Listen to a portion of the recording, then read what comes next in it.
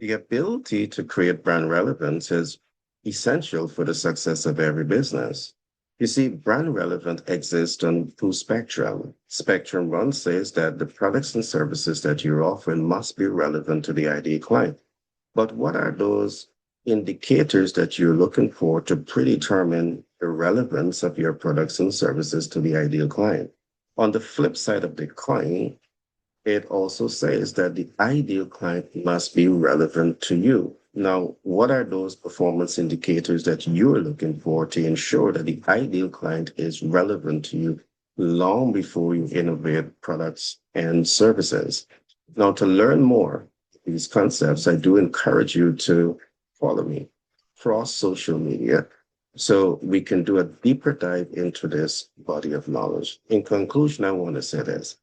Any attempt to create brand relevance means that four steps are being followed. One, you must be in a position of strength to identify your ideal client. Two, you must be able to identify their specific needs. And three, and very important here, you must be in that position of strength to implement the ICSTL, the ideal client stress test ladder.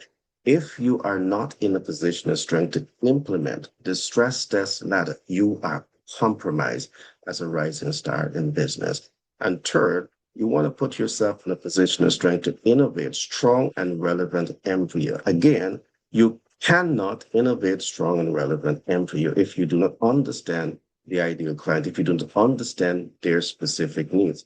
So it's essential to commit the time, talent, and resources to understand this body of knowledge, to position yourself to win in business and to win in wealth creation. Be blessed and see you in the next broadcast.